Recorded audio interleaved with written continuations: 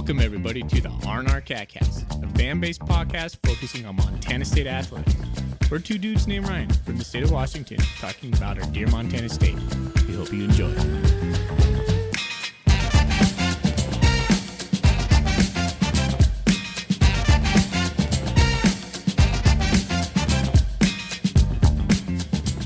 All right, welcome back, Bobcat fans. Thanks for joining us on another episode, another season, the 6th season of the R&R Catcast. Wow, I'm one of your hosts, Brian Foley.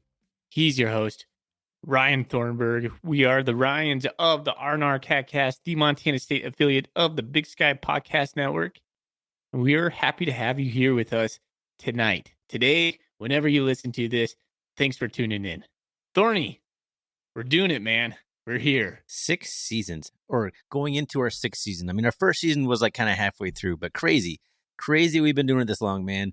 And if you've been listening to us the whole time, we really appreciate you coming along for the entire ride. And if you're a new listener, whatever, thanks for finding us. We appreciate it. Look at this. Look at this awkward pause here. New listener, we're two dads.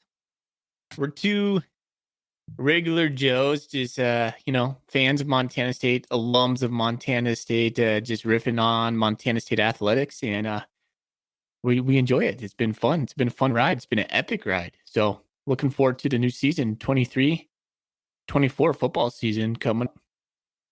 It like snuck up, man. Like it's a month away, a little over a month away, and it's crazy. We haven't recorded anything since April.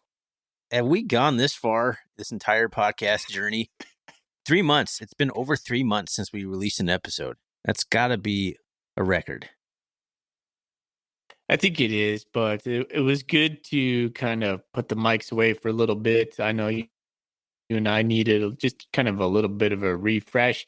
Not that this is work for us, but, it's we have family things going. Summer is in full mode, and you just got stuff going on. But I know for like the last week or so, ever since the Big Sky kickoff, I was like, man, I'm ready to go. I'm itching to get back, talking to Thorny on a weekly basis, talk about Montana State football. That's what I want to do now.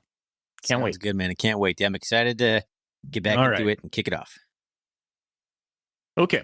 Well, little show rundown. Ryan and I decided to kind of let the waters take us where it's going to tonight, but the main focus is going to be on preseason stuff. Obviously, we're in the preseason rankings, both national and Big Sky.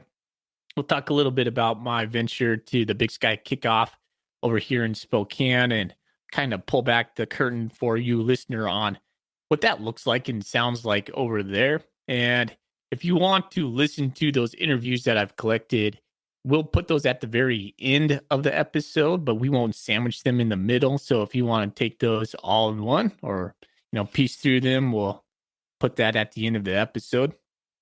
And then Ryan and I are going to break down the conference schedules, or really not the conference schedules. I guess what we predict Montana State and the rest of the teams to kind of finish out as.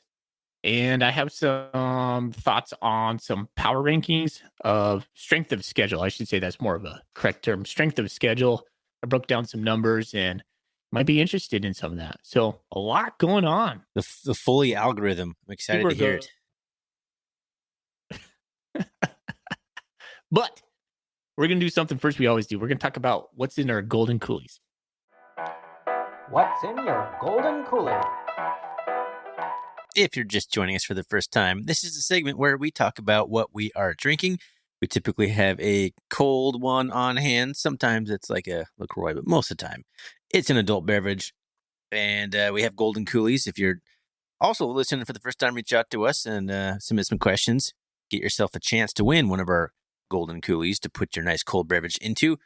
I have Monk's Uncle Triple Ale from the Pike Brewing in Seattle. Belgian style triple ale, fruity esters, dry, crisp, gross. I do not like it. I've never had it before. I'm not sure why I got it. I've had triples before that I thought I liked. Maybe I'm dreaming that, but I am not enjoying this whatsoever. But it is coating my stomach with what alcohol. is a triple? So, I always kind of thought triple was basically like an ultra Hefeweizen. Like it's like a double Hefeweizen, a triple Hefeweizen, if you will. But maybe I'm wrong on that. I don't know. It's got a funky taste to it. I don't even know how to describe it. I don't recommend it. Do you have a backup beer? 9.9% alcohol. Do you have No a wonder it Michelob tastes Ultra? funny. I didn't realize it was so stout. Goodness. All right then. That's like 2 beers in one. That's what I thought. Yeah, that's what I thought. Oh, that's what the triple is right I there. didn't even There think you go. about that. And yes, I do have a backup beer. I had a sneaking Scuttlebutt Amber. suspicion. Oh, that's such a solid beer. You should have led with that. Anyways, okay. I have City of Dreams from Fort George, and we've talked about this. Fort George is from Astoria, Oregon. I always want to say Bend, but it's not there. It's a pale ale. It's a hazy pale. This was one of my favorite beers a couple of years ago, but I'm just not into the hazies anymore. I got this beer because I did some work, some patch up work on my, I guess, aunt-in-law was the one way I would say it, on her deck. And she just brought over some beer for me just to say thank you. So, yeah, I pulled it out of the fridge. Cheers. All righty. All right, man. Where do we go? I'm so rusty. I'm so rusty on this. Well, let's talk about Montana State football. We're here to do that. Let's talk about their national ranking, preseason national ranking. The FCS preseason national ranking. All right. Well, Athlon Sports, which is the outfit that, oh my gosh, I'm blanking his name, Craig Haley, kind of the main guy that puts together the poll over there. Preseason top 25 over there has South Dakota State number 1, North Dakota State number 2, your Montana State Bobcats number 3, William and Mary number 4, Holy Cross number 5, Furman number 6, Idaho number 7, number 8, New Hampshire, SEMO, Southeast Missouri, number 9, and Montana Grizzlies, number 10. I think I'll probably just cap it off at number 10 there. Then you got, I guess I'll do the rest of the Big Sky teams real quick. UC Davis at 14, Sac State at 15, and Weber State at 19. And I think that rounds out the top 25 for the Big Sky Conference. A little bit different over at the Hero Sports. That's Sam Herder and company. Top 3 are the same. So South Dakota State number 1, North Dakota State number 2, Montana State number 3. They have Idaho tied at number 5 with Furman, Sac State at number 10. And then what I like about this poll, well, I like Montana State being number 3, but number 16, Montana, University of Montana, number 16. You just don't see that very often, which is, we could talk about that, but we're not here to talk about the Grizzlies. UC Davis comes in at number 18. And I think that's it for Sky teams in the top 25 over at Hero Sports. You say UC Davis is 18 there? Thornton, do you think? Yeah, that's true. Oh, interesting. Yeah. My question to you, real quick. I don't want to riff too much on these national polls, but does it bother you that Montana State's not number 2? Do you think Montana State should be above the Bison? I mean, it feels like Montana State could be above North Dakota State. Like I would have I don't think anybody would object to that. Well, excuse me. I think a lot of people felt Montana State could have taken North Dakota State last year, like in Bozeman or, in a neutral field or something like that. But I don't know. The way that North Dakota State has steamrolled the Bobcats every time they've played for like the last decade, it's hard to say anything else. I mean, you have to kind of take that into account. It's impossible to separate that. So I'm okay with it, but I feel like Montana State should have been number 2, but I'm okay with number 3. Yeah. Well, then here's another question for you. I started a bold prediction thread on Bobcat Nation, and one of the bold predictions that came across today was if Montana State beats South Dakota State week 2, we'll be the number 1 team in the nation. Do you believe that? Yes, absolutely. A road win or the number one team in the country I would will say, vault you to number one. yeah, okay. Yeah, I could see that. All right. I'd be comfortable with that. I mean, that's important. We learned All that. right. Well, We've been those learning are that your over the national last couple polls. of years, how important that final ranking is for seeding. Like that matters. Like seeding, you want every game at home. That's what you want. And we should have been the home team instead of North Dakota State last year. It was kind of frustrating when it came out.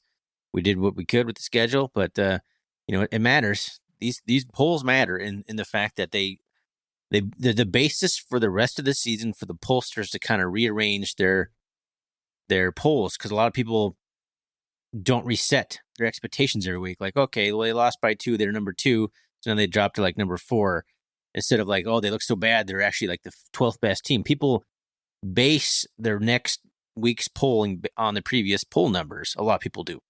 So it's important to start as high as you can. Mm-hmm.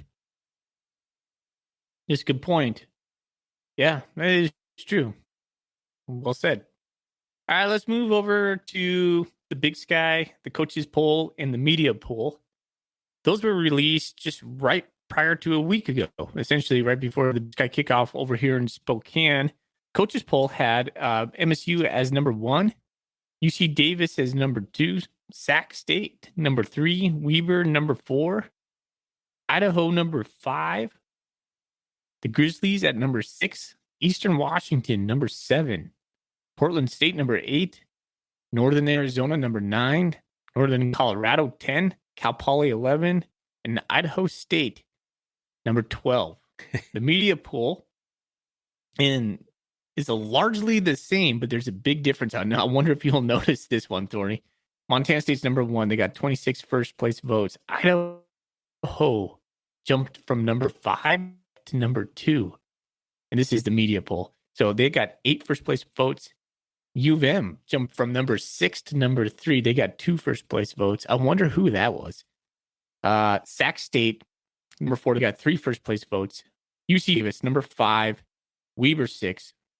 Eastern is the same at 7. NAU, PSU flip flop from 8 to 9. Northern Colorado, Cal Poly, Idaho State. That's such a big discrepancy. This is the first time in a long time I can think that the coaches poll might be better than the media poll. Like, it makes more sense to me. It's hard to say, man. So, like, I know.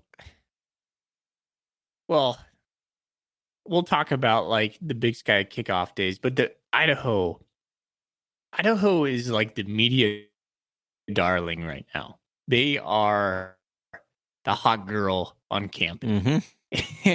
And I think the media is a little bit in love with them. They got some good, Hayden Hatton, like preseason, like Big Sky, offensive MVP. I mean, people are touting him as like pretty much the next Cooper Kupp, essentially. Jason Eck, he's got a kind of a magnetic personality. They got a young upcoming quarterback in Giovanni McCoy, was a raw freshman last year, but earned freshman of the year. So there's a lot to like about him. Coaches put them at number 5. Media puts them at number 2.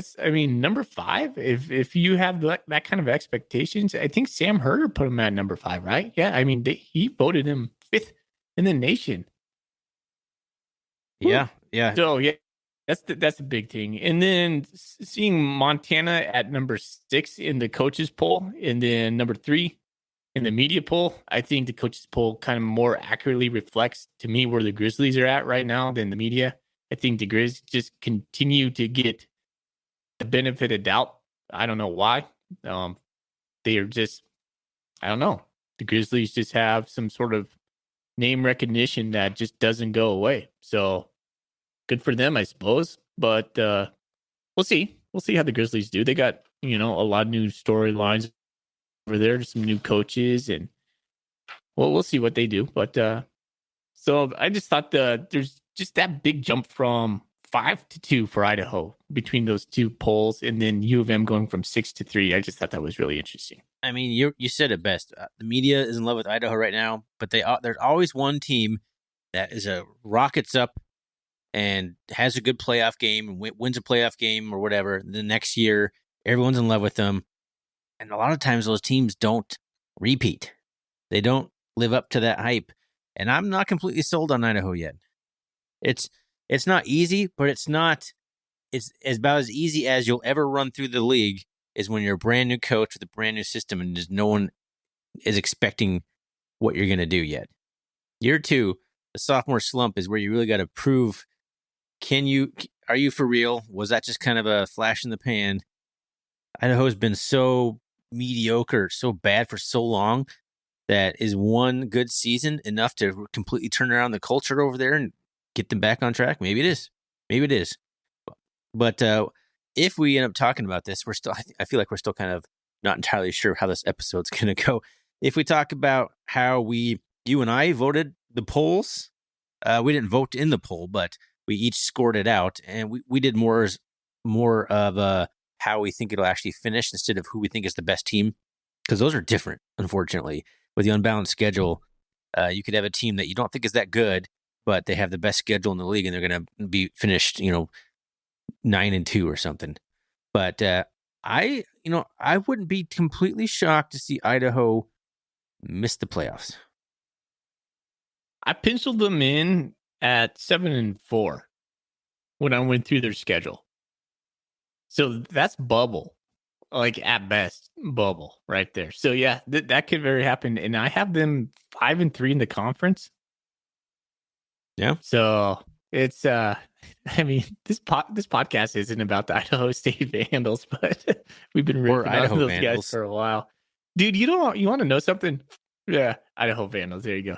You know what's funny about those guys? I mean, I'm just gonna say it right now. We're just going everywhere. So I went to the Big Sky kickoff. I was there. So everybody shows up in their polo shirts that say Montana State or University of Montana or Northern Colorado. I walk outside. I get done with my interviews, and I see Jason Eck. Jason Eck's in a full suit, and none of the coaches are in suits. They're just in khaki pants and polo shirts. Like I said, they have the athletic, athletic issued Montana State stuff that they're supposed to wear. No, not Idaho. No, X in a dialed up suit, button down, collar, chest hair hanging out. And then Hayden Hatton and who was it? It was Jermaine Jackson, one of their another wide receiver they have. They're wearing their prom get-ups. They're full on dazzled just as the suit. And is just look at me. This is my fancy car kind of moment. Idaho walks in there and they're dressed to the nines. And I'm like, man, Idaho wants all the shine right now. They better put up or essentially shut up, in my opinion, because they're asking for it, man. They're asking for it. Well, swag is not in short supply in Jason Eck's program. just the way that they celebrated Washington Grizzly last year.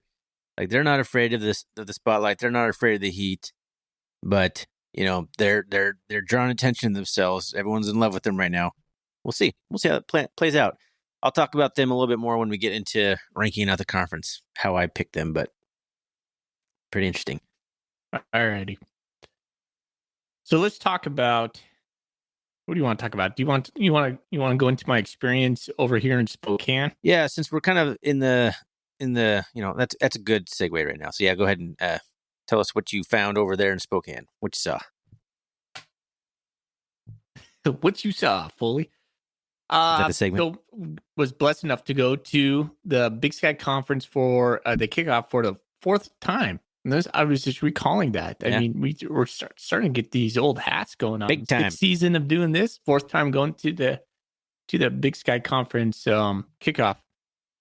It was a little bit rushed for me this year. I was going on a family vacation, so I showed up a little early. It was at a new venue.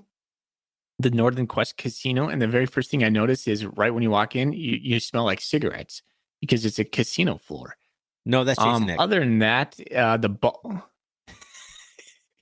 Just smoking heaters outside. Jason Eck and Bruce Barnum.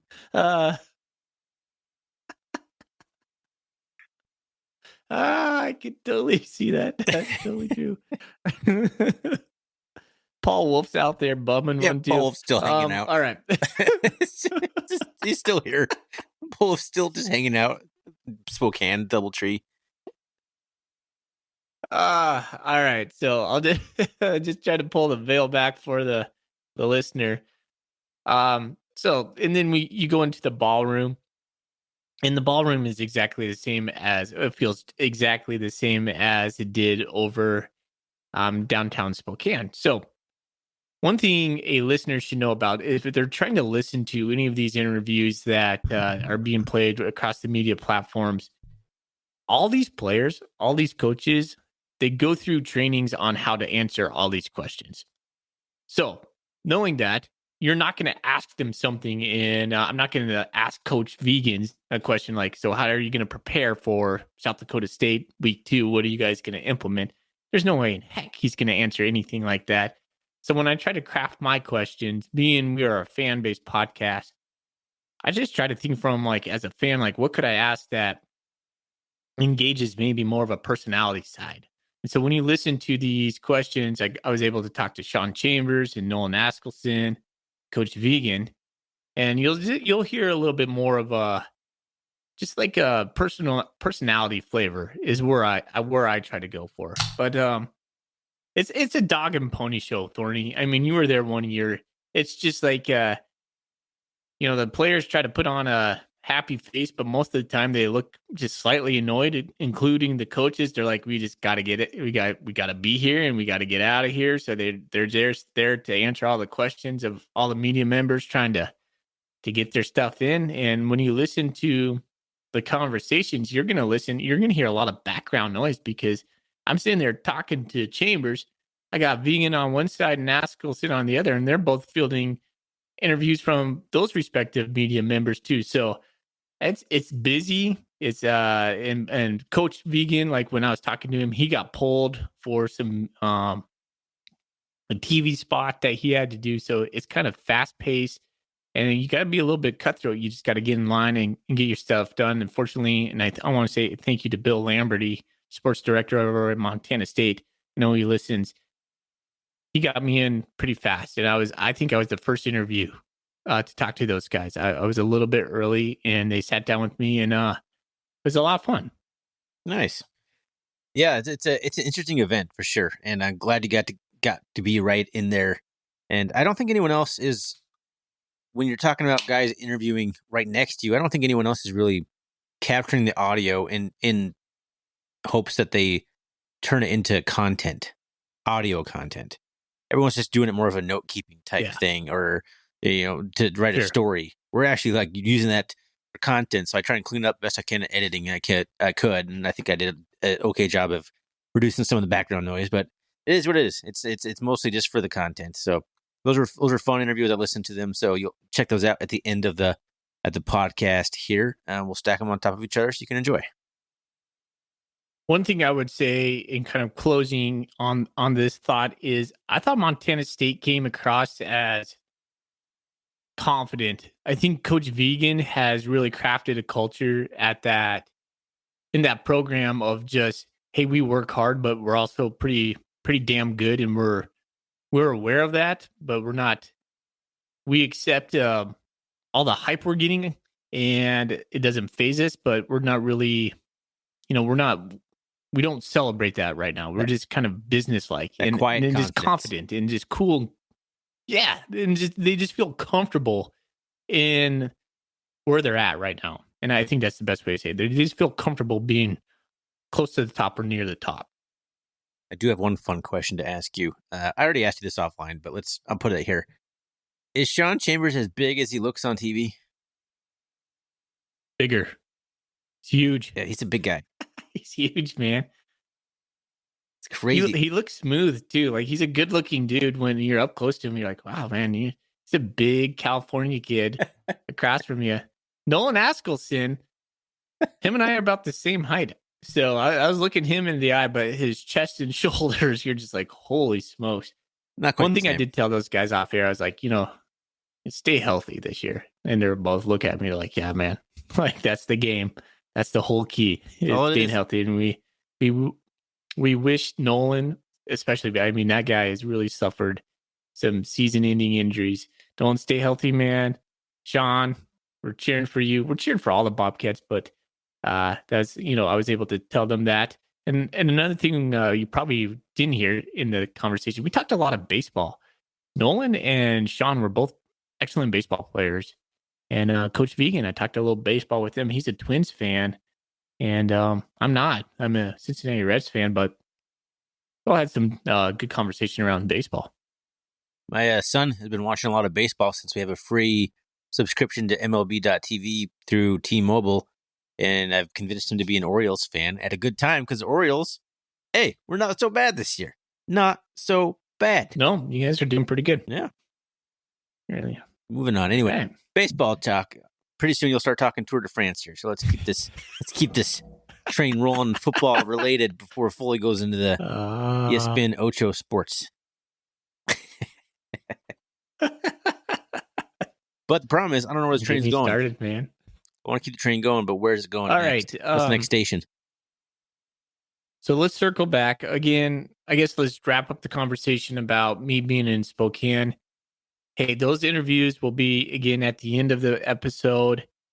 And also just like really I just want to say thank you to the Big Sky Conference for just allowing us to continue to be part of that cool event. So that's the unofficial start of the season. And it just gets me jazzed every time I get to go in. It's really fun. All right, Thorny. I think what we should do next is talk about the conference. Yeah, let's spend like how we maybe broke down 20 our predictions. Yeah, 20, 30 minutes tops getting through this, and then let's do some golden coolie questions to take us home. How's that sound? Alrighty, sounds good. We have a fun one that I liked. Somebody asked us a lot, and we've actually thought about doing almost an entire episode based on that question.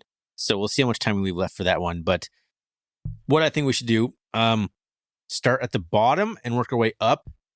Who we picked to finish last. And again, we went through, I have a spreadsheet. I know Foley's offline. I know he's got probably 35 pages of notes, scribbles everywhere. I tried that last year, and I ended up like counting like a team playing each other. Each team won the game. Not possible, obviously. So I had some kind of wonky records at the end. So I'm like, I'm going to do a spreadsheet. I'm going to do some, because that's what I do for my job, basically. I mean, I just do spreadsheets all day. So I'm like, I'm going to cross-reference everything. I'll make sure there's no double victories here, double losses. Feeling pretty good about this. So let's start at the bottom.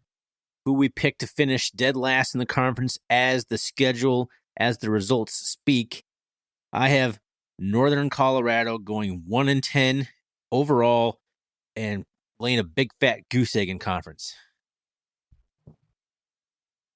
That's interesting. I had Idaho State going 1-10.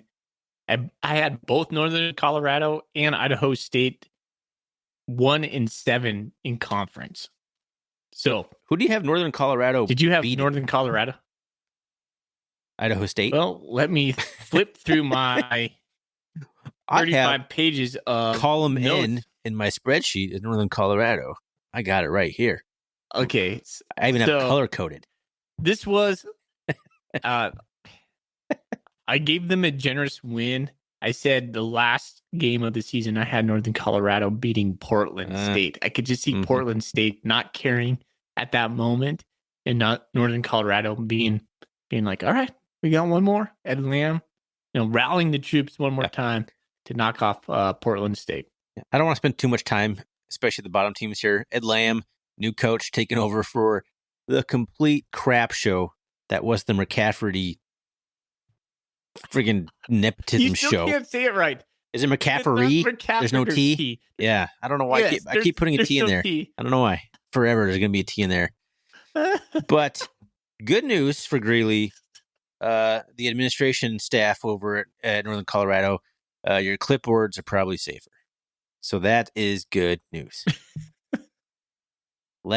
You can decrease your clipboard budget slightly. Okay. So Thorny, did you at least have ISU as number 11? Let me scroll back to the left. Yeah, I have them 1-10 overall, 1-7. Their only victory over Northern Colorado. Oh yeah, because it's at home. I figured Yeah, the Bengals beat Northern Colorado in Pocatello. That's it. That's all. That's the only game they win. Yep, exactly. That's what I have as well. Okay, Man, they start off you and I just with I had San Diego State, Utah State, and Northern Iowa. Like, ugh. That's a tough for any school, man. That's tough for a top 5, top 10 program, let alone Idaho State. And then they play Northern Colorado, and then they got the Grizz and Eastern Washington. They play at Sac. They got Weber. They got UC Davis and Idaho. That's a brutal schedule for young Hawkins, the other new coach in the league. Or how many new coaches do we got? There's Cody Hawkins, son of Dan Hawkins, over at UC Davis. Probably the first father-son coaching combo in the history of the Big Sky Conference. Somebody verify this for me, please. Yeah, that could be it. Paul Wolf's at Cal Poly. Jason Eck, he was there last year. Cody Hawkins, Idaho State. It's going down. Mickey Mental. Yeah. Took over at Weber State. I guess there's lots of new coaches. Jeez. Andy Thompson is at Sac State. So he's like a Big Sky. So half the league has new coaches. Ed Lamb at Northern Colorado. There you go. So, all right. We'll talk about, you said they have a brutal schedule. It's, let's see, Idaho State. Yeah, they do have a pretty tough schedule. So we'll get into how I scored those. But let's moving on from picks 12 and 11, the bottom tier. Who do you have at 10? Cal Poly Mustangs. Who surprisingly, Cal Poly, after being basically the worst football team I've seen in the Big Sky Conference in forever, are going to get 3 wins. They're going to beat San Diego, non-scholarship, who the Bobcats played last year, who fired their coach Dale Lindsay. That's a mess. That is a whole mess down there. They will beat them, and then they'll beat Lincoln, California, which is, I don't know what that school is, but they're not Division II. They're not Division I. It's NAIA or something. And then they'll beat the Northern Colorado. So 1 conference win and 3 total wins. Moving on up. See, I have Cal Poly in the same spot, but I have them at 4-7, and I gave them a win at Eastern Washington. You're crazy. I am a little bit crazy on that one. I have no. Although I was just like, now I'm looking at the schedule. They play them the 3rd last week of the season, and if Eastern has anything like, I think they might this year, and they had last year, where they're not good, giving up. They're going to give up. Eastern Washington, when they're still playing for something, versus Eastern Washington when they are out of the playoff picture, 2 completely different football teams. Another thing to think about Cal Poly has a 5-star recruit as their quarterback. Oh, yeah, that's right. Heward. Yeah. Young Heward. From Washington. He could be a difference maker. So, I don't know how... Didn't Cal Poly have like a 4-star guy from Oklahoma State last year or something? I thought they had a big-time transfer at quarterback last year who was okay against the Bobcats. Sermon? No. Anyway, let's not spend too much time on Cal Poly either. Yeah. They're going to be bad. They're going to beat 2 they're going to be a non-scholarship FCS program. They'll beat some school I've never heard of, and then they'll beat one other team in conference, probably Northern Colorado. Maybe Eastern Washington, like you say. Ooh. Actually misspoke. My next team was NAU. I had them at 3-8. Ooh. I had Cal Poly at 4-7. So NAU. By the way, Cal Poly, when I scored it out, by far has the toughest schedule. Not even close.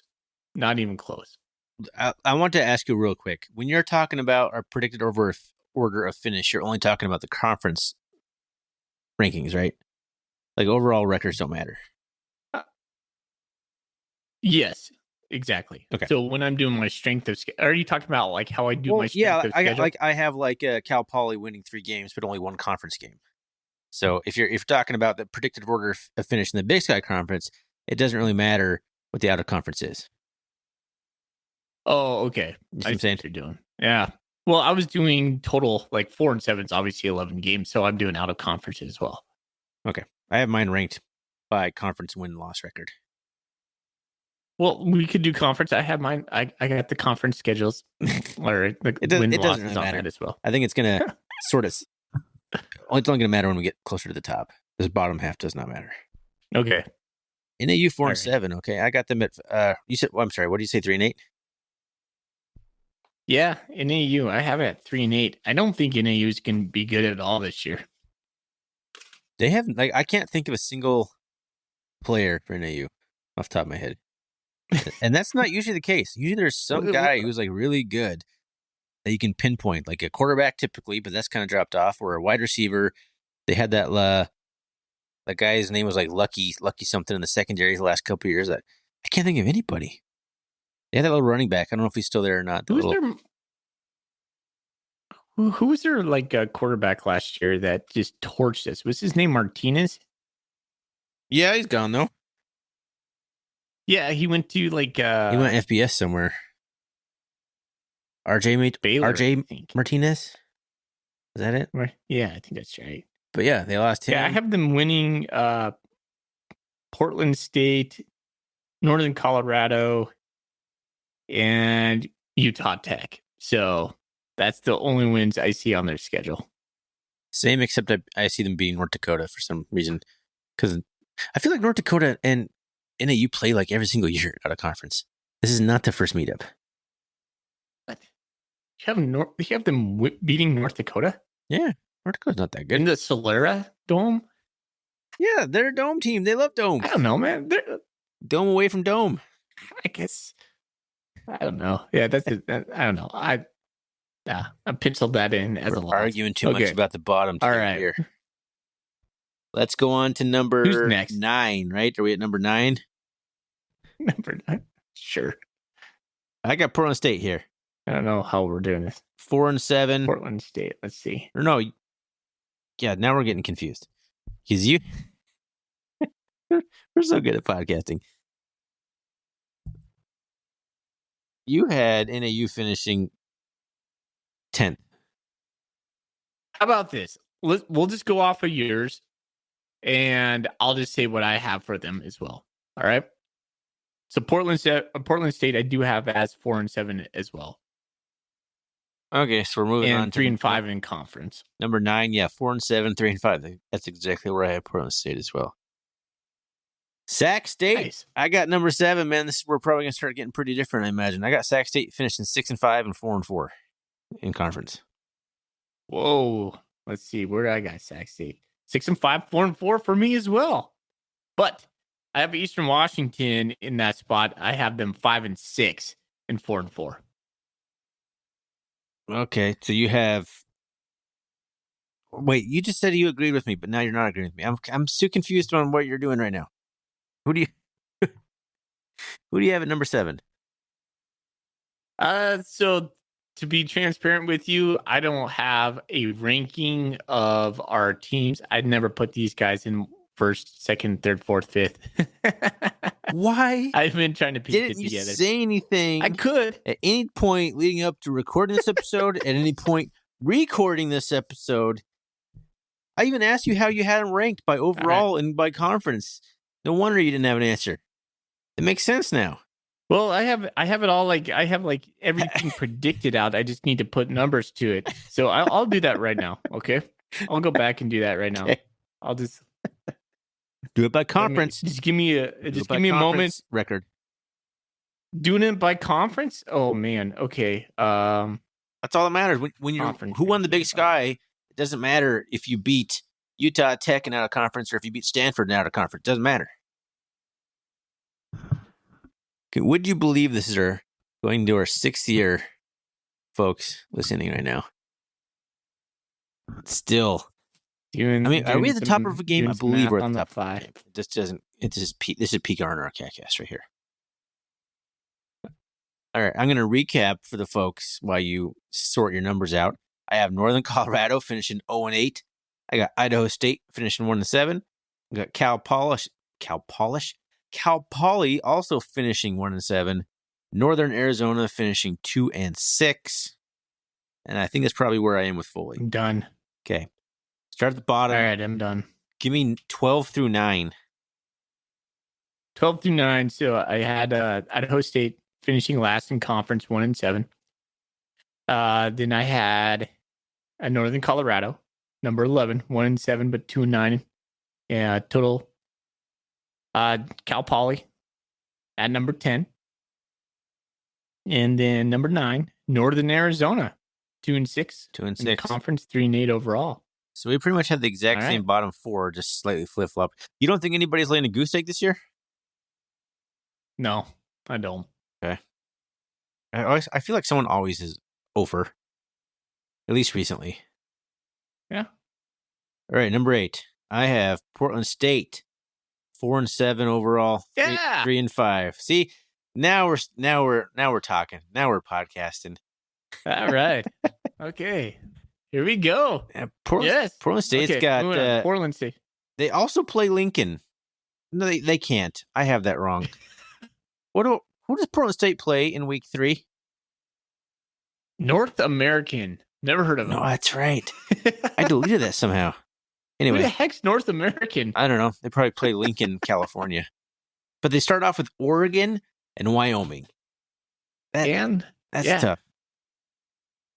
Wait, who are they playing week 4? Okay. What do I have here?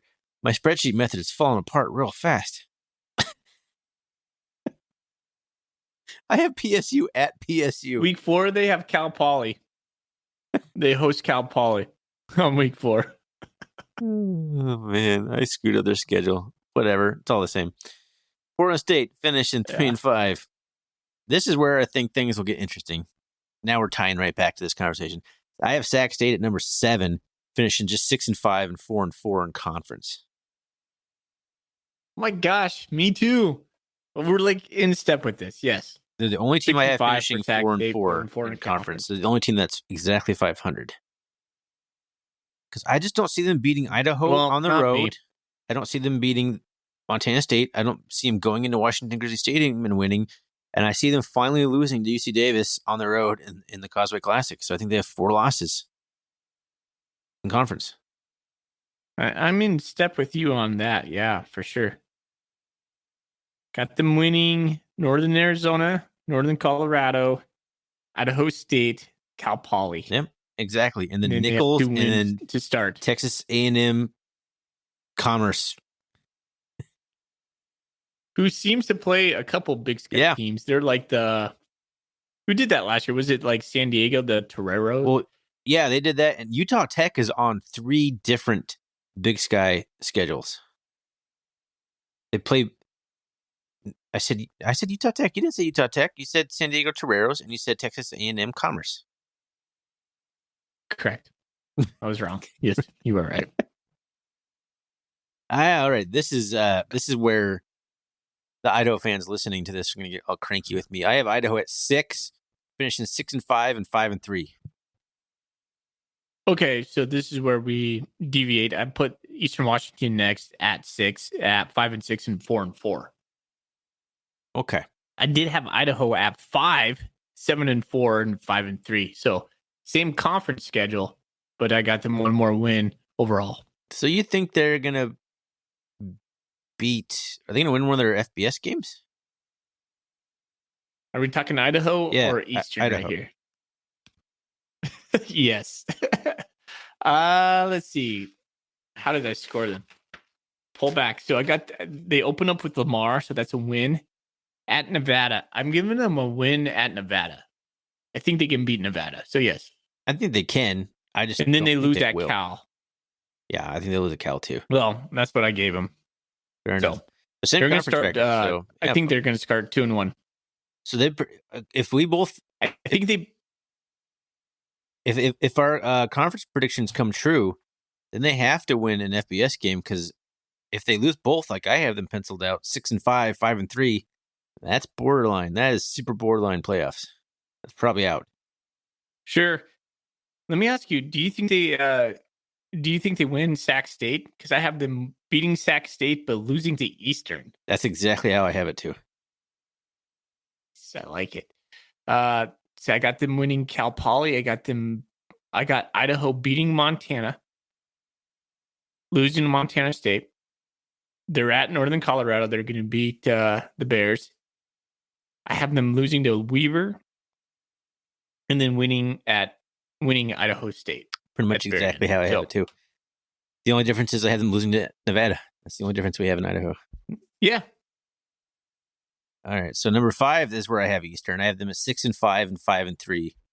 So something deviates there between us. This is the first year I cannot tell you who Eastern's quarterback is. Don't know. And I'm looking at their schedule. When was the last time you could not tell me? So if you also have Eastern's quarterback, if you also have them beating Idaho, they play Idaho State, Portland State, Cal Poly, and NAU. You're telling me they lose one of those games? Eastern? Yeah. Well, I'll just go through what I have. Must have them losing start off Portland versus State, North then. Dakota State. Yeah, it's a loss. Hold on. So I'll just go through there. So at North Dakota State, they're going to lose. Start off against the Bison. At Fresno State, I have another loss. Southeastern Louisiana, I have them as a win. At UC Davis, I have them as a loss. Idaho, like I said, I'm penciled that in for a win. They're going to beat at Idaho State. They're going to lose Weaver. Weaver comes to Cheney, but I think Weaver takes care of business there. At Portland State, I think they're going to lose that game. Portland State plays Eastern typically pretty well. That's kind of a fun game to watch if you get a chance to watch that game. Cal Poly, I think that's a W for Eastern. They're going to lose against us in Bozeman. And then they're going to beat Northern Arizona at the very end. Yeah, okay. So the difference is Portland State. I had them beating Portland State, but you're probably right. I'm thinking about that later in the season. Portland State's going to play them tough. They always do. It's in the worst home field advantage in the conference in Hillsboro, Oregon. Yeah, I could see that. I could see Eastern Washington falling to 4-4 on that, but I don't really see a path to the playoffs here for Eastern. I don't either. That's a tough schedule. It's weird to think about Eastern just being like middle of the conference. And that's exactly where they ended up in the preseason polls. Both coaches and media put them right in the middle, 7. I guess 7 or 6 would be right in the middle. I think they probably had the biggest chance of anybody to surprise people. Of all the teams on here that I'm expecting a little of, Eastern Washington could easily win a couple games to finish 8-3. Yeah, that's a good point. Number 4, UC Davis making the playoffs this year. 8-3, 6-2 overall. They got a super easy schedule. They're going to lose to the Grizz. They're going to lose at Weber. They're going to beat everybody else. See, I have number 4 as the Grizz. I have them 8-3, 5-3 in conference. So you have them losing to Davis. Would be my Hold guess. on. Let me turn my pages. Okay. So we're talking Grizzlies right now? We're talking UC Davis, but here's what I think the Grizz. Oh, you're talking the Grizz. Oh, UC Davis. We're talking number 4 spot is what we're talking. All right. So I'm going to go through my number 4 team, the Grizz. I got them beating. They're not starting with Butler. Who are they starting with? Butler. That's what I have. Are the Grizz starting with Butler? Yes. Yeah, Butler. Okay. I thought they were starting with Ferris State. Anyways, they're going to beat Butler on, and they're going to win at Utah Tech. That's a weird at. So Utah Tech used to be Southern Arizona, right? No. Dixie State. Dixie State. Okay, yeah. They're not Southern Arizona, Southern Utah. Yeah, there's no Southern Arizona. What's Southern Utah called? Southern Utah is still Southern Utah. Yeah, still the Thunderbirds. Oh, there you go. Yeah, okay. So Ferris State, so the Grizz are going to start with 3 wins. No, 4 Isn't wins. Ferris State 5 wins. They're going to win at Northern. The Ferris State's the defending Division II champ, aren't they? Yeah, I think so. So there'll be some talk around that game. Yeah.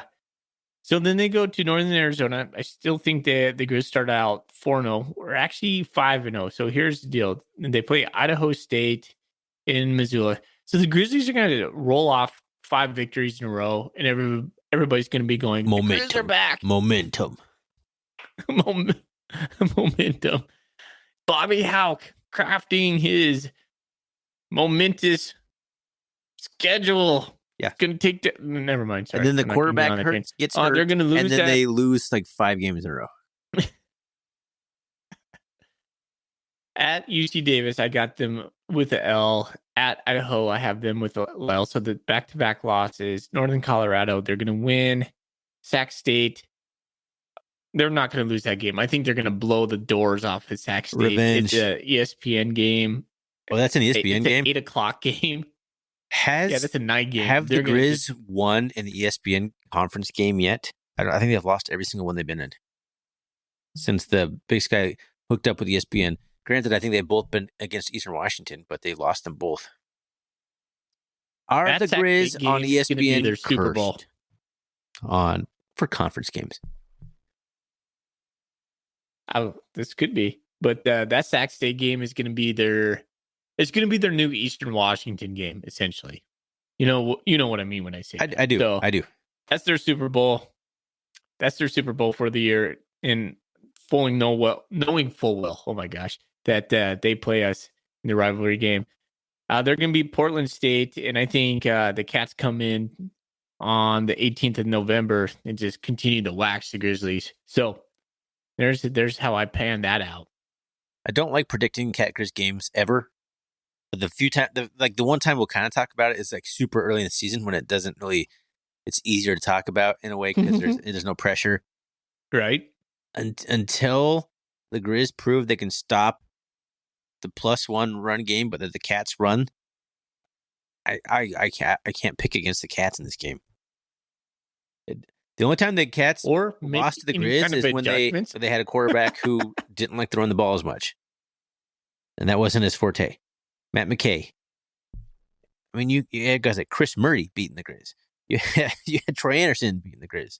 Those guys couldn't throw a ball anywhere. So, anyway. Unfortunately, when I penciled this in, I had the Grizz finish in 3rd, 9-2, 6-2. The only difference I have between your Grizz game is I think they beat UC Davis. I think that's the only difference I have from what you just read. Because I also had them losing to Idaho and the Cats. So I think they have 3 total losses, but they're going to finish 6-2. They'll probably get like a 4 seed and have a home games all the way to the championship game. Based solely on their soft ass schedule. Lose. I think, well, it's not as soft as you think it is. Like when I did my strength of schedule, they're right next to us, actually. Fair enough. Their hard games are not on the road.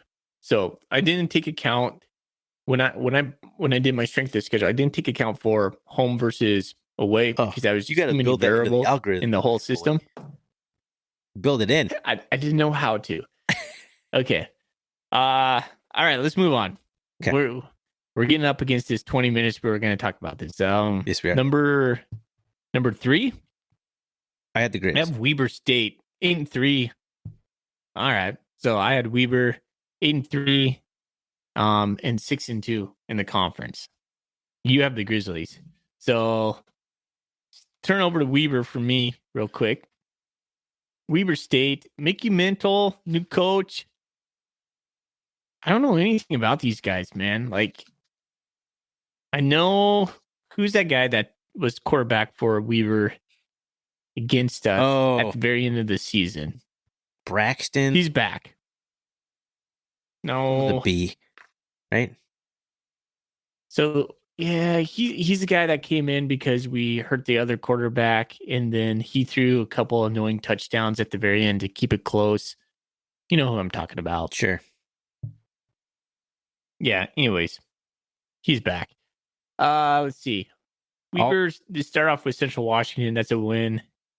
At Northern Iowa, I got them as a win. Me too. At Utah, that's a loss. Okay. They're going to lose against us, Montana State. That's us. Northern Colorado, I got them as a win. Northern Arizona, I got them as a win. I have them beating UC Davis. That's a coin flip. And I have them beating Eastern Washington at Idaho State. That's a win.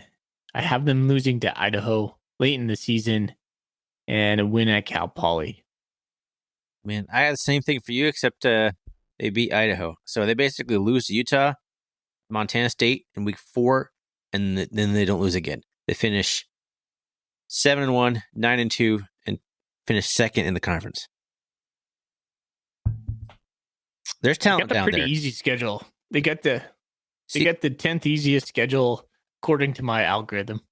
Of all of the coaching changes in the league, I'm least concerned about Weber State. Jay Hill's got that thing built up right now. Weber State's invested in facilities. They have a culture going. Jay Hill was there for a long time. And was Mickey Mental part of Jay Hill's staff? I can't remember. Last year he was, yeah. He was the offensive coordinator. That's right. Like last year was his first year, I think. But either way, I think he can keep it going, and he's got a pretty nice schedule to work with. So I think Weber State finishes second, 9-2. Same record as the Grizz, but they finished 7-1 versus 6-2 for the Grizz. So number 2 for you, is that who you have? I got Davis, number 2. Davis. You just have them beating Weber, basically, right? And they finished 7-1. I have them 9-2, 7-1. Yeah, they have the easiest schedule out of all Big Sky Conference teams. UC Davis easily takes the cakewalk schedule. Yeah, you heard a lot of people talking about. Only losses I have is Weber State and Oregon State. That's all I have. That's all I could see them losing. Yeah, you talk about people picking UC Davis kind of as a surprise team, whatever. It's not that I think UC Davis is like the second best team in the league. It's just you look at the schedule, like they're gonna finish well. I had them at 6-2, but they can easily be 7-1. They could easily. They could possibly go undefeated in league with that schedule. I mean, they could lose at SAC. That's a rivalry game at the end of the year. So, I mean, at worst, I see 3 losses for Davis. Montana, Weber State, Sac State. Potential losses for them. Yep. They're not going to lose to Eastern at home. They're not going to lose to Cal Poly, NAU, PSU, or Idaho State. Those are all pretty much as guaranteed as it gets. I mean, Eastern could be tricky, but it's at home. So, blue. Yeah. So, Davis, I got number 4, but yeah, they could finish as high as number 1. Who's your number 2 team? Weber State. So I have Weber State at number 2 because they're only going to lose to Montana State in league, is what I penciled in. So that's basically the only difference between you and me is Weber State and UC Davis, because you have Weber State losing to Davis, and I have Davis beating Weber State. That's the only difference in our top 2 there.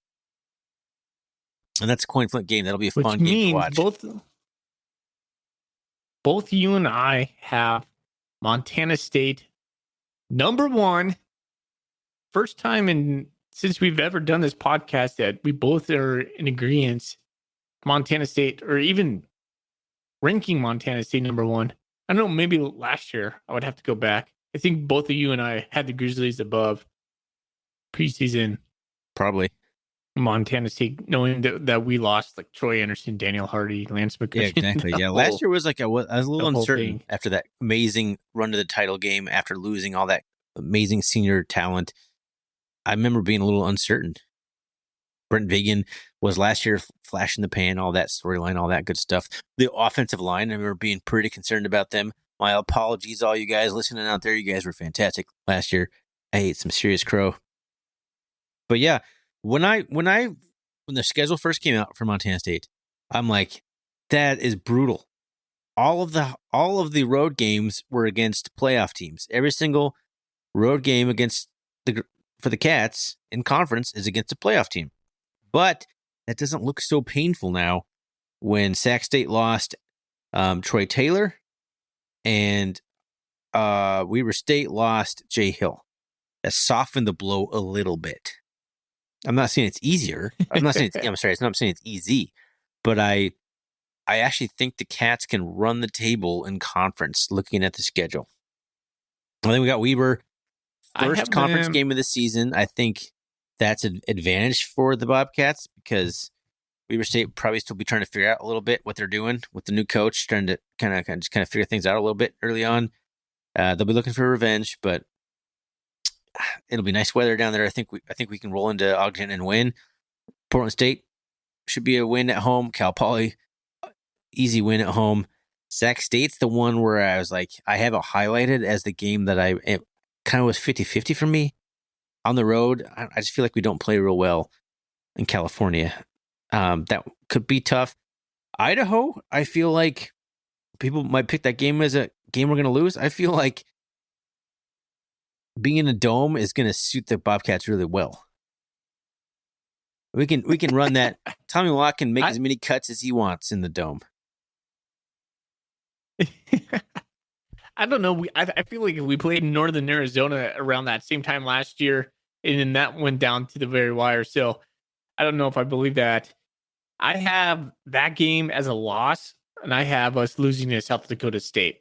I penciled in us as 9-2 and 7-1 in conference. Did you have anyone else 7-1? Yes, you had UC Davis 7-1. It was UC Davis. Okay. Yeah. Yeah, I could totally see that. I mean, but when you're talking about comparing the Kibbe Dome in Moscow, Idaho versus the Walk-Up Sky Dome, which is just a weird venue. It's really high elevation and it's really hard to get to. That's not quite the same thing. Everyone struggles at NAU, like everybody.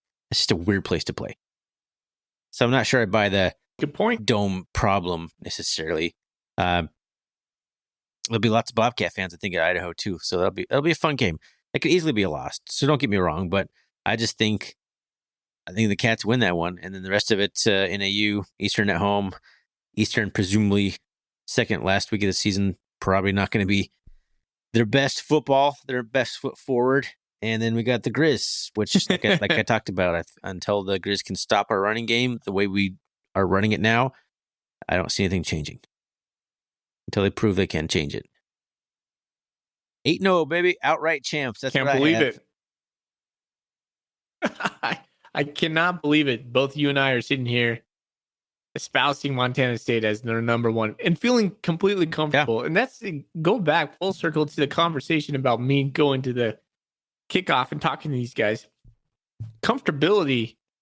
That's how I felt when I was there at Montana State. They just seem to own it. Coach Vigen is as cool as a character as I've been around. That guy, he doesn't seem to get rattled. He gets it fiery for sure, but I don't feel like this is like I asked him a question about it. I was like, does this keep you up at night? Like the pressure of being at Montana State. Montana State's at an all-time high academically, just athletics.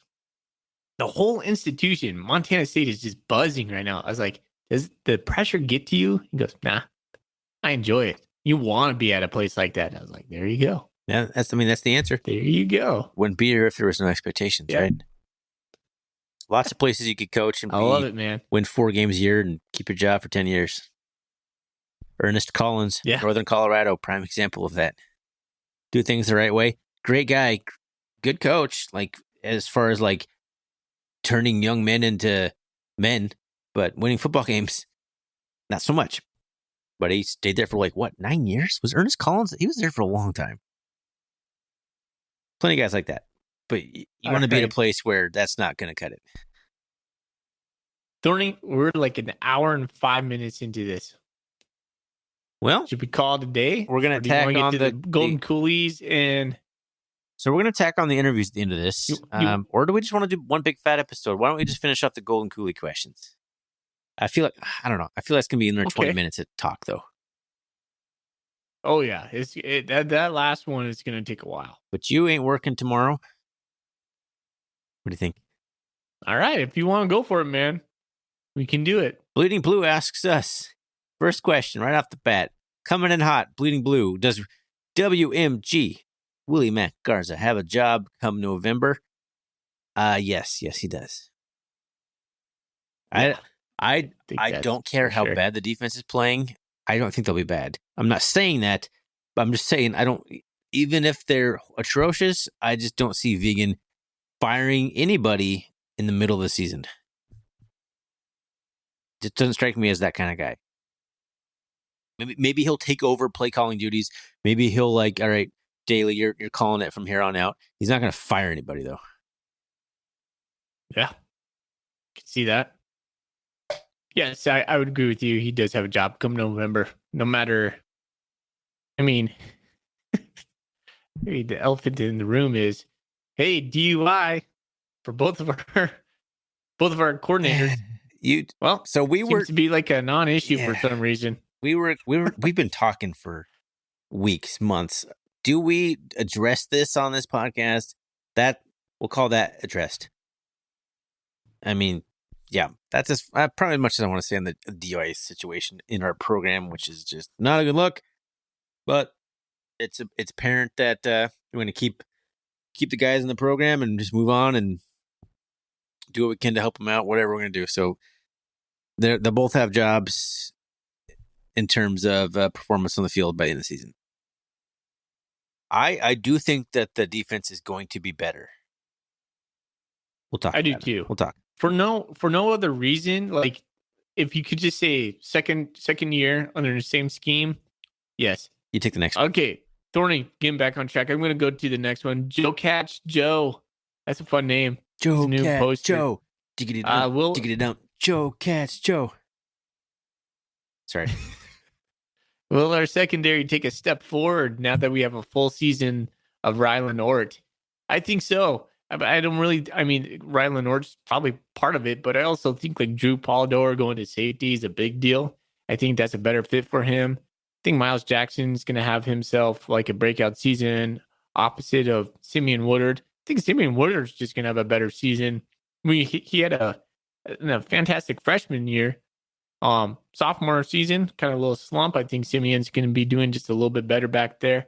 Also think our nickelback, I think having Lavelle Price and Keaton Dallard, I think is one of the, from what I've heard could be one of the guys that could be one of the breakout stars of the defense. So overall, yes, I think the secondary is going to take a step, and it has a little bit to do with Ryland Ort, but I think it has way more to do with just comfortability within the system and just players being players. Yeah. I think we've got some dogs out there.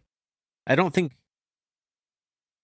last year was a combination of maybe the new coaching mechanics, not a good mesh, and also just a little bit of deficiencies in talent. Like, I don't want to pick on anybody here, but Kendrick Bailey needed to be better than he was last year, and he got a lot more minutes than you would like him to see. And then the transfer from Arizona, Reddy Short, just didn't really pan out. So I think, like you said, full season of Ryland Ort and Drew Polidor I have big expectations for. Just that alone, I think it's going to make the secondary better. Just those two guys, just the safety play alone will take a step forward. All righty. Let's get to the meaty question that we've been preparing for. Yes. Way too much preparation. In fact, like I have, okay, let's just read it and then we'll get into it. Lager Cat. And Lager Cat, you're just going to win the Golden Coolie because this is it's a fun question. Good one. It's fun. This is week 1. Yeah, it's a really good one. You're the coaches for the week. Foley is the OC. Thorny takes on the DC role. Who will your starters be? When I saw this one come across, I just got pumped. I was like, yes, this is a great question. Yeah, because you got the offensive coordinator. Like, all right, picked you as the OC, man. How come Foley got to be the OC? Huh? Well, I thought defense is actually a little easier to pencil this one in because when it comes to offensive line, we have an embarrassment of riches, and I had to go do some research. I contacted Bill Lamberty. I sent a private message to Vim, which he responded to me, and I haven't read yet. I see it sitting in my mailbox right now. You know that's full of gold, right? Vim messages are just pure gold. All right. So I'll start it off. Outside receiver, I'm thinking Cleveland Thomas. Seventh year. The Van Wilder year. The Wilder here. I think that guy, well, one, we all know he came on late last season and he was just having himself His game against South Dakota State was year. fantastic. He was like the lone bright spot on the offense against South Dakota State. Okay. So Cleveland, I got it as the X receiver, what they call the slot receiver, the H receiver, the big dude. And I'm going to have trouble with his name. Lanyata Alexander Jr. Am I saying that right? The last name is Alexander. They call him Junior Alexander. His name is Lanyata. Junior Alexander. But they just call him Junior. Well, I'm going to slot him in there because Taco's hurt. So, which is unfortunate. I'm going to slot. Yes. And then Z receiver, a guy we've never saw, but we've heard he has elite speed, Ty McCulloch. So, haven't seen him, don't know what he looks like. There's not even a picture of him on the website yet. But heard Vigen talk about him. Behind him would be like a guy we know about, Christian Anaya. I think he's kind of an up-and-coming receiver for the Bobcats. Whoa. Okay, so pump the brakes those are my here. three Okay. He asked us to name starters. Don't be going all too deep on me. I did not prepare for too deep. I got my starters, and that's what I got. Don't ask me for too deep. That's fair enough. All right. So this is where I went off the rails a little bit on a crazy train offensive line. I'm going left tackle Rush Reimer. I think he's a prototypical left tackle. I know he came out of spring as a guard. No, I just think they're trying to get him position versatility. Left tackle Rush Reimer. Okay. Preseason. Is he preseason All-American or is his Big Sky first team? I can't remember. Anyways, he's a badass. Let me look up Rush while you keep talking here. I'll find it. I'm going left guard, Omar Abidian. And I'm not sure if I should put JT Reed on that side because that's where he was playing in the spring. Here's the thing, Thorny, and this thing you and I probably have never talked about. Playing left and right side is not as easy as we probably fans think. Oh, those are huge. Go do something with your left hand and just do that with, and try to go do that with your right hand. You have to have the muscle memory in order to be pretty fluent going back and forth. So I'm going Omar Abidian, left guard. I'm going Justice Perkins in center. I'm going JT Reed on right guard. And then I'm going Connor Moore. You got Connor Moore sliding into there. And I could... Yeah, see, I don't know, though. That's one thing I'm like, well, because I don't know if he has a right tackle. I don't know if he's ever played on the right side. I know he's played on the left side. Fully. Can he learn the right side? If not, Marcus Ware would be a perfect fit in there. So I got to stop you here. I'm all in my head on this. You're not a fan picking this out. You're the offensive coordinator. Okay? Make the decision. Who's starting, Foley? Who's starting your game? All right. Yeah, I'm going to put Connor Moore. I'm going to put him in his big ass chin. All right. Out on the right side. That is I got big dudes on the tackles. He does, man. I love it. All right. This was a hard one for me. Quarterback. I just did not say Tommy. I was going back and forth. I was like, Sean Chambers, Tommy. Sean Chambers, Tommy. I went with Tommy. Okay. Tommy Malott, starting quarterback. Okay. Good. Running back. This was another tough decision for me. Good luck. 3 people came to mind. Elijah Elliott, Jared White, and Marquis Johnson. I picked Elijah Elliott. I think Elijah Elliott's going to be our bell cow this year. I think it's none of those 3. I think Marquis was like, I was leaning into Marquis. I'm like, I love watching Marquis have the ball in his hand. That guy. He's like lightning in a bottle. I love watching him. So I almost put Marquis Johnson. I don't think it's either. I don't think it's any. Hey, I am the offensive coordinator. All right, who is it then? Are you? I give you one chance. So Tell me. are you thinking that Lane Sumner is number 4 back in this rotation? Oh my gosh, I love Lane Sumner just as much as everybody, but he's not Elijah Elliott, man. He's not he doesn't have the speed of Marquis Johnson. He does everything well. He just doesn't he doesn't do anything elite. Okay, well, you're the offensive coordinator. I'm just a lowly defensive coordinator over here. I mean, tight end, I got Derek Snell. How could you not? I mean, Trey Pickering. Come on, like embarrassment of riches, right there. Yeah, but I'm going Derek Snell. They're on the field at the same time, right? Is there a fullback and tight end? Yeah, you call that 12 personnel. Yeah. Well, I mean, how many starters have you named? 2 tight ends, 1 fullback. So you get like 3 wide receivers, a running back, quarterback, 5 linemen, tight end. Okay. Don't do math right now, Thorny.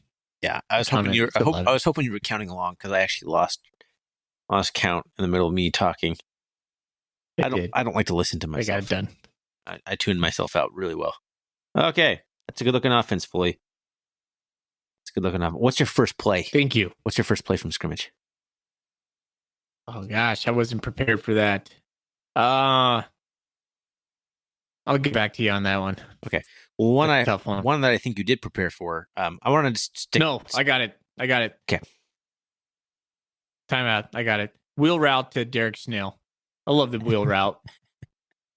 Of course, you would say throw it to the tight end. Of course, Ryan Foley, as the offensive coordinator, throws the ball to the tight end first play of the game. Nothing wrong with that. I'm just saying, of course. I'm just saying it fits. The shoe fits. That's all I'm saying. Yeah. Breakout player. Ooh, for me? Which one? Offense or defense? Offense. Yeah. Offense. Cleveland Thomas. That's a good pick. Me a breakout player of the year. That is a good pick. I like that pick. Okay. Are we switching to defense now? Okay. Yes, sir. Let's do it. This one is solidified in some spots, but there's definitely some question marks I have. Sebastian Valdez, Blake Schmidt, easy interior. Best interior in the conference. Those guys played really well together last year. They got better as the year went on. They're going to be bigger, stronger, faster this year. Valdez. Can I make a point? All-American picks. That's the one place where Montana State. Hold on. That's the one place where Montana State needs to have improvement, though. They do. Not improvement with those guys, but with the depth. Absolutely. That's the place where Montana State got worn out. Those 2 players were taking probably what do you think, like 80, 90% of the snaps? Let's just say 80%. I guess South Dakota State. They need to be taking 60 to 65. Yeah. Yeah. So, that's a place of improvement for Montana State. I feel like we can. No, it's okay. I feel like we can have a whole episode on maybe more breakdowns of the offense and defense if we want to. We still have time before the season rolls around. But you're right, absolutely. Beyond the starters, that's where things really have to improve. I have Brody Grebe on the strong side. I got Kenneth Iden trotting out there on the left side. I like Ben Seymour. I like him a lot. I think he is a pass rusher. I think Kenneth Iden is kind of in that same mold. I'm not sure Kenneth Iden is big enough, but I just feel like you bring Kenneth Iden out there on first downs and maybe even second downs, and you bring in Ben Seymour on third downs or maybe it's second and long or something like that. So if you're asking for my starting guys trotting out there, play number 1, Kenneth Iden. You shaking your head over there? What are you doing? What's going on? I think Kenneth Iden is more of a third down guy. But so is Ben Seymour, unfortunately. Third and fourth down guy. Someone's got to take a step to be the every down back. Or every down edge. Excuse me. I don't know. That could be a weak spot, maybe, perhaps. That could also be a spot if David Alston figures it out. He's the only one who's got the real size for that spot. Kenneth Iden is not necessarily... would you call that the weak side? Or is that the strong side? No, I mean, I pencil in the weak side, the buck-ish spot, where they call it like the 5-eye. I don't know. I'm getting the weeds there. But yeah, the kind of the weaker side. Okay. Because I got Grebe holding it down. Because Grebe was that guy 2 years ago. maybe bulked up and became the strong side guy. And I'm not sure that entirely fits him, but he's the best guy for the spot currently. Okay. All right, keep going. You're the DC, not me. Yeah, that's right. That's right. I am. Honestly, like that's right. those guys. I think those guys get relatively equal reps. Maybe Seymour will get a little bit more. But I'm a defensive coordinator. I'm putting Iden out there number one. Simeon Woodard, one side. I got Miles Jackson holding down the other side of that. I think it's his time. I think he's put in the effort. He's had a couple bad luck here and there, but this is his time to really shine. I think he's going to have a breakout year, possibly. I'm not saying he's my breakout player, but he's going to have a good year. So that's what I got. Corners, linebackers, super easy. Also, we got Nolan Askelson and Danny Ulakepa. Did I do it? It's better than what you normally do. Okay. Danny U back there at our two linebacker spots in our 4-2-5. Rylan Ort way back there, and Drew Polidor at the free safety. I think he's going to get that nod.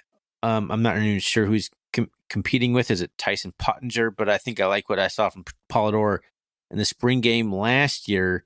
I think he is primed. His size wasn't as big as I thought, but he's that guy who like looks big, but then you look at his stats, he's like 182 or something. Rangy. So he's not that big, but he looked big. He's got like big arms, I guess. I don't know. Maybe he just looked big for a cornerback. Yeah. He's 6'2". Maybe 6'2", 182 just looked like a massive cornerback.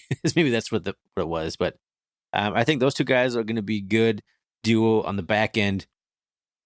And then where I had the hardest time figuring out who I'm going to start is at nickelback. Do I start Caden Dowler, Lavelle Price Jr., or potentially even Aiden Parks? Those are the three guys I think you kind of have there. Essentially, I settled on Caden Dowler based on what I've heard from people watching him play and the fact that he's just got the bigger size. So if I'm going with my kind of first down package, Caden Dowler's a little, substantially bigger than Lavelle Price Jr., who I think will play quite a bit. But I think Caden Dowler is going to be the guy that's going to get my nod on first down in the 4-2-5. Because he's like, 6'1", 202 or something. He's pretty good sized. Yeah, I looked at it yesterday. That sounds about right. It's at 200 pounds. Lavelle Price Jr. is like 5'8", 170 more. Or something. He's a typical cornerback size and the biggest guy. Which is fine. So you want something like that, though, like on a passing down. So I think we'll see a rotation at nickelback, but Caden Dowler's my man, first down. And I'm calling a blitz because I'm the defense coordinator. I'm blitzing on first down. And I'm getting fired real fast. Oh, man. I love this, dude. This is so much fun. That's such a good question. That was fun. I contacted quite a few people. I'm just perusing through Vim's long response. He is so good at just breaking stuff down. Man, he should be doing this podcast, not us. Well, I think it's a more fun question than who do you think will be the starters? It's like putting you in the shoes, like picking who you want on your defense. So it's a slightly different question. It's a slightly different angle. And that's how I interpreted it. So I had fun with it. Yeah, I just think, okay, there you go. All right. So my defensive breakout player to round it off, Drew Polidor. I was reading through the Bobcat Nation message board and people picking their breakout players. I don't think I saw him one time. People picking Caden Dowler on the defense. A couple guys picking Danny U. I think Drew Polidor's going to have a big year. Nice, man. I like it. I really do. That's a good pick. Well done. All right. Think we did it, Lager Cat. Well done, man. I don't think you have a golden coolie. I'm going to send you one, bro. He has to. He has to. Hour and 30 minutes into this, man. Yeah. Lager Cat, get at me. Yeah, you probably do have a golden coolie. Maybe you don't have the latest version of our golden coolies. And plus, I have some other swag. When you don't just get a golden coolie from me, Thorning, you get stickers, but you also get a magnet. You get three things in the mail from Mr. Full. Do I have a magnet? Did you send me a magnet? No, I you bought don't a have new magnets. fridge. I do. The fridge in my house that I moved into, originally, nothing would stick to it. I don't know what it's made out of. Not made out of metal. Magnets would just like fall straight off it. But that fridge broke. I had to buy a new fridge. Now we got magnets. Now we got all the kit art. We got everything up there. Send me a magnet, right. please. Okay, I will. All righty. Or I'll pick it up next weekend when I'm driving to we Montana. are done, man. Yeah, just do that. That'd be easier. That's way easier and cheaper. I think we are done, man. Wow, that was a fun episode. That was I think we probably started off a little rocky, so I apologize. That's how it always goes. It's been 3 months, a little bit rusty, a little bit of awkward pauses, and I'm pretty sure we had some big lag going on our recording program in the beginning. I see it cleared up now, but there's delays, so we're probably talking over each other. Kind of a mess, but it was fun. That was a lot of fun. It was good to get back into it. A longer episode, but it's the off season. Everyone will just listen to it over the course of like a week or two, right? Piecemeal that thing. Let's hope so. Let's hope so. All righty. If you have any interest in sponsoring the podcast for the upcoming year, if you paid attention, we are sponsorless at the moment. You can reach out to us on Twitter, RRCatcast. You can find us on the web, rrcatcast.com. You can email us, probably best for business inquiries, rrcatcast@gmail.com. You can find us on those things if you're just a listener and you want to connect with us in any way. Those are also the places to reach us. Ryan Foley, that was fun, man. Let's do that again here soon. Let's get out of here, though. Go Cats. Go Cats. All right, now I'm here with senior Nolan Askelson, a Billings native, former math guy himself, just like myself. Nolan, you're wearing number 41 this year, being a Montana native. What does that mean to you, bud? Yeah, it's an honor. Just thinking back to the guys who've worn it before me and just how much respect I have for those guys and everybody had for those guys. And they just always did stuff the right way. They were all leaders in different ways for each of them, but they all earned everything they ever got here, and that's the thing I love, man. They were tough, they worked hard, guys, high integrity, high character, understood what Montana State football was about, and yeah, just to be able to be mentioned with those guys, it's an honor for sure. Growing up in Billings, did you always want to be a Bobcat? Honestly, it wasn't like my dream. Like I had told you before, I was really a baseball guy, so I didn't pay a whole lot of attention to it. But as I got older into high school, started playing football, I definitely gravitated towards Montana State. And as soon as I started thinking about football and considering that option, it definitely was my dream to be a Bobcat. What position did you play in baseball?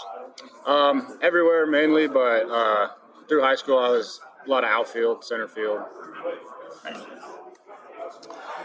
Same question I asked Sean is, what do you think your role is on our team? Oh, that's a tough question. Obviously as number 41, you kind of gotta, I wouldn't say heart and soul of the team, but you gotta bring that toughness. Definitely a lead by example. Just gotta be tough, have heart, remind guys of the big picture, remind guys why we're here, what we do. And just on defense, just fly around, make plays, special teams, do whatever they ask me, man. I love special teams. I want to play on all of them. I just want to do whatever I can to help the team win. I know I'm going to ask Coach Vigen about this, but it's probably a little bit about leadership in my eyes. I mean, you and Sean are here as like leaders of the team. How do you guys mentor the young guys coming into the program? And what does Coach ask you to do for that? It's tough for young guys because I think we have a really strong culture and we expect a lot out of ourselves and a lot of accountability. So, some guys who may come in a little bit immature, you kind of just got to take them under the wing, try to tell them how we do stuff, but more importantly, show them how we do stuff, lead by example. And just be open and make them feel at home. I remember as a freshman, it can be scary walking in there looking at some of the seniors. They look like grown men, and you feel like a kid still. So just making them know that they're a part of the team and that they belong there and that we trust in them and that just we're excited to have them there. Who are some of the young linebackers that you see coming up that you're excited about? The whole room, dude. I love the whole room. I love our linebackers. I think we're one of the tightest knit groups on the team. As far as younger guys, I mean, I got to shout out my boys Danny McCade. Honestly, all of them. Neil Daly's has made some huge improvements. He's looking awesome. We just got Eli Abe in our room. He's awesome. Love him. I think he found his home there. Jay Fitzgerald. We got transfer Cole Bullock. He's fitting right in. He's coming a long way. He's going to do some things for us this year. All of them. Ryan Cray, Zach Wable, even the freshman that just got in. I love all of them, and I think all of them could have an impact on special teams at the least. It's good to hear. One of the things I know, like the fans are talking about, is they want to see a little bit more consistency in the defense. So, what do you think the defense needs to do to maybe just take the next step this year? We just got to get that much more in tune with the defense and owning your job, owning your assignment, knowing it like the back of your hand. I think that's the thing that when a player's game starts to elevate, it's when it just becomes instinctual. You're not out there thinking, you just see and you react. You've done it so many times that it's just a habit. So I think just diving in the playbook, getting reps, making every rep count through fall camp. So when the season comes, like I said, you're just reacting. You're not thinking. All right. Do you have a favorite game as a Bobcat? I mean, I would say Cat Grizz this year. It wasn't personally. It was a tough game for me. But aside of that, I think back to it was 2019, the Cal Poly game. We won in overtime. That was a pretty exciting game. It's hard to say. There's been so many great memories, but even with it, I still think just having game day and the way that game went this year at Cat Grizz, I think is probably going to stay with me the longest. What's it feel like being in the locker room during that time? Like, halftime and then after the game, like, what's it like? Could you give, like, maybe our fans just like a little, like, pull back the curtain moment? Like, what's it look like? What's it feel like? Well, halftime, there's no celebrating going on, man. There's still work to be done, and we're not going to take it easy on those guys. So we're staying dialed. But yeah, after that game, it was awesome. I mean, get in there with your guys, just celebrate. I think I gave every single dude a hug, told them I loved them. For those seniors to be able to get that championship that's been evading us for a decade, was super special, and I couldn't think of a better group of guys that senior class last year that was more deserving. So, just being in there, and obviously we had work to be done, but just for that night, just to be able to just take it in, be proud of what we had done, and acknowledge all the work we had put in to get there. That one night was awesome, man, and it just the love in the team that we have for each other was just so evident in that locker room. It's like one of the greatest days being a Bobcat, waking up seeing Montana State on game day. I mean, that's such a huge moment, and then just to throttle the Grizzlies was so satisfying, right? All right, last question, man. What does it mean for you to have a successful season this year? Man, I think we all know that we're trying to win a national championship. That's what it's about this year. We've been close, but close isn't what we've been aiming for. So at the end of the day, we got to win that last game of the season. But to that, just as men grow, learn to battle adversity, overcome obstacles. I think as long as we stick together, I think it's going to be a successful season. Right on, man. Thanks. Thank you.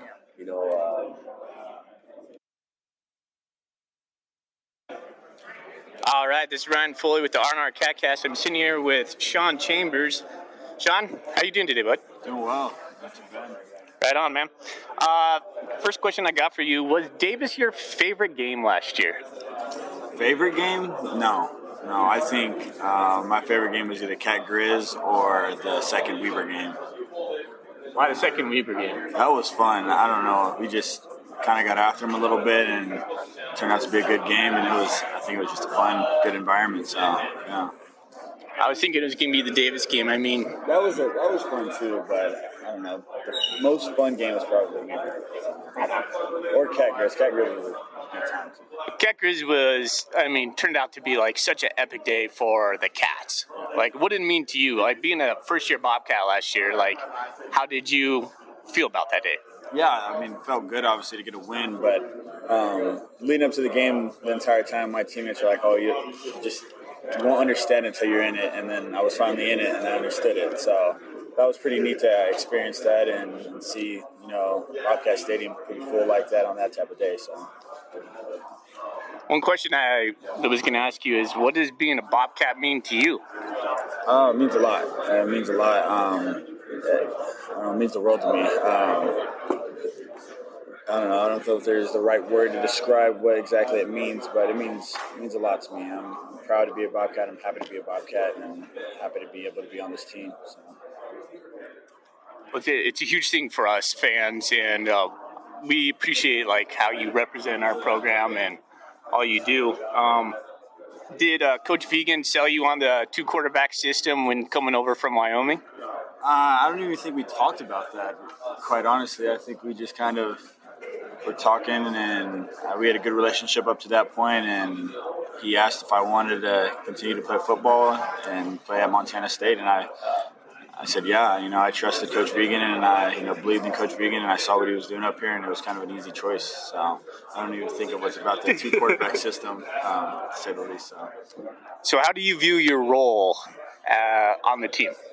Oh, that's a good question. I don't know. I'm kind of a guy that whatever needs to be done, you can ask me to do it, and I'll do it. I'm not a selfish type of guy. I'm a team first guy, and if they need me to go block a punt or something, I'll go and try to block a punt. Yeah. So that's kind of how I view my role.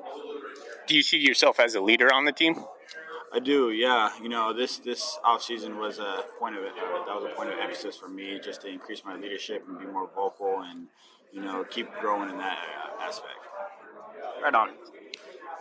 Let's talk a little bit about the South Dakota State game, the one that happened at the end of the season. I was just kind of wanting to know, like, the feeling of the cold. Like, it was, like, really cold. And I went outside here in Spokane, and it was about -1, but it wasn't -20 or something it was over there. I saw you guys out there, like, Malat, without sleeves, and I'm like, that's got to be just painful. Is it really that painful when it's that cold? That was painful. That day was painful. It was unbearable almost. I mean, it was freezing. It was, the wind was blowing. It was, the field wasn't in great shape. Yeah. It was cold. That was the coldest I've probably ever been. So it was tough. I normally don't like wearing sleeves, but I went out there for warm-ups, and I said, there's no way I can take these sleeves off. Like, it's that cold. So Yeah. it was a little brutal. I'm thinking about the rematch. I know a lot of the fans are going to make a lot of hype out of it. It's an early season game, so it is what it is. Are you looking forward to going back? Yeah, definitely. But, I mean, looking forward to, playing Utah Tech first week of the season. And then There you go. getting that game, doing what we got to do with that game, and then moving on to South Dakota State. We don't want to overlook any opponents, and that is our second game of the season, so we want to just, take it 1 week at a time and go from there. Do you have any personal goals this season? I wouldn't say personal goals, just, be the best football player I can be and be the best teammate I can be. Yeah. Last question for me is, what would make this season successful? The obvious answer is the national championship, but, just to have fun and soak it all in for my last year. Right on, man. Thanks.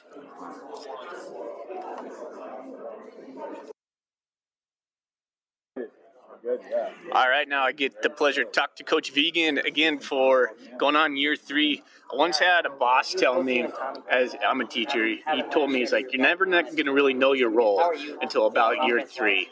Does that ring true for you? Yeah, I think maybe in totality, you come in, you try to put all the things in place that you think are the priorities, and you do that.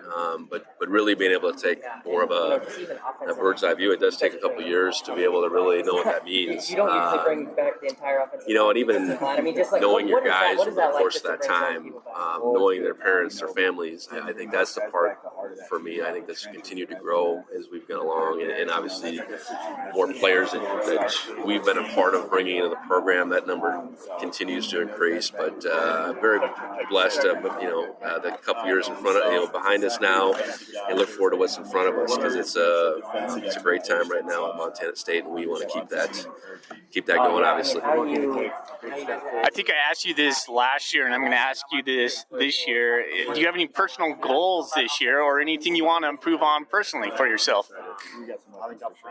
Well, you want to be as good as you can in supporting your players, your assistants, and I think that's always evolving.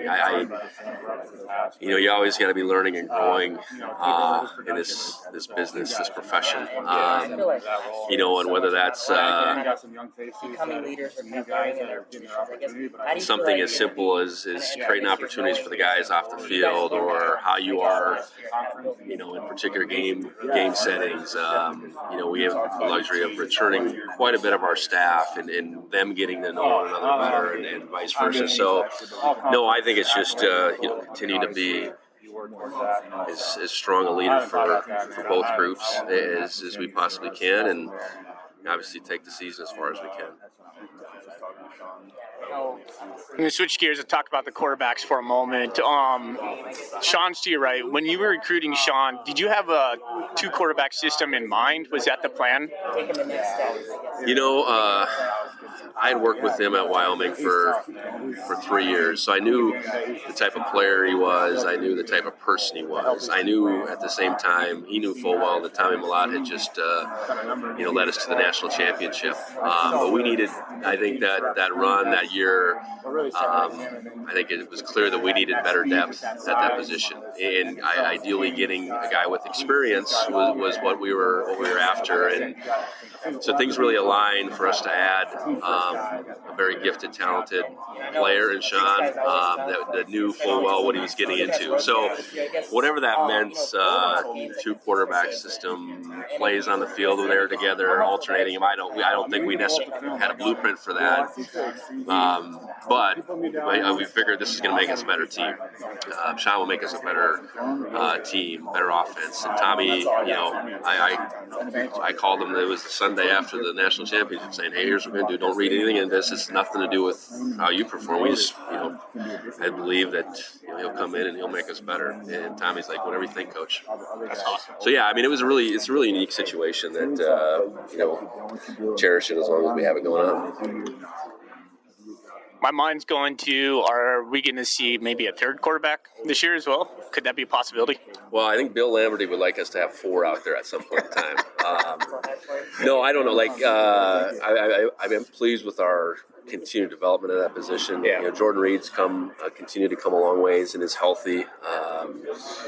We got a couple of young guys in that group as well. I mean, Jordan's young for that matter, but we'll see. I think we're going to be better suited beyond those two, and we'll see where that takes us. I got a leadership question for you. I'm always interested in leadership. One for you would be like, how do you cultivate leadership in your program, and then how do you lean on these guys next to you to carry that out? Yeah, you really try to empower them. For one, listen to them. Listen to their thoughts, their opinions, and really make that a year-long process.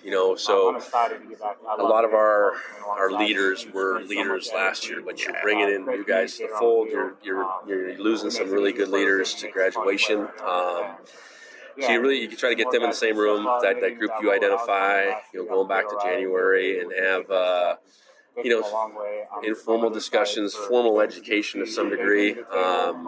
Coach Herron, our strength coach, he's been invaluable to me. He's willing to take that piece on because he's around those guys on a daily basis, much more than any of us, the rest of us coaches, really. And so it's a two-pronged approach from myself and him to grow them, to empower them, like I said, and you want them to own the leadership. And we have a group that is willing to do that, because you got to be willing. There's a risk that goes along with being a leader, and we got a group of guys, and we try to put together a leadership group that has, in this case, 6th-year guys, 5th year, 4th year, 3rd year, 2nd year guys, and then have every position group been part of it too. So you got this up and down, this across the ways group that what was the reaction? is learning, but really owning it, like I said, amongst the whole team. Super honored. It's good to hear. Yep. All right, then this will be my last question for you. Then, I guess Montana State is at an all-time high right now for media. Everywhere you look, we're a very successful school, a very successful program. Does that keep you up at night? Do you feel the pressure of that, or is that just something that just fits with your personality? Well, you want to live up to that, obviously, and you want to be a place where there's expectations, and you want to be someplace where it's not just maybe about the football team's success. The university's thriving, the community's thriving. A lot of people that care. There's a lot of people that are invested. So I think those are all things you want. So. Reflecting on that, Not keep me up at night, but I'm very grateful at this position I'm in. Being a coach and having the tools necessary to do the things you want doesn't happen everywhere. And to be someplace that I feel like we have the tools, we have the support. Embrace it rather than try to worry about it, I guess, is the way I look at it. Yeah, right on. Well, appreciate your time. Yeah, Thanks, for Coach. sure. Yeah, thank you for all you do. Yep.